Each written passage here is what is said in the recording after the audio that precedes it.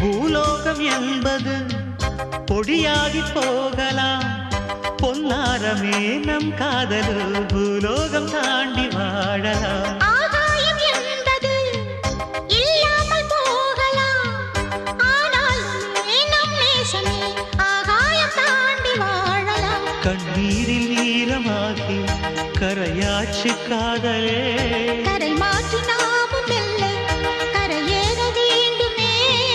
நாளை வரும் காலம் நம்மை கொண்டா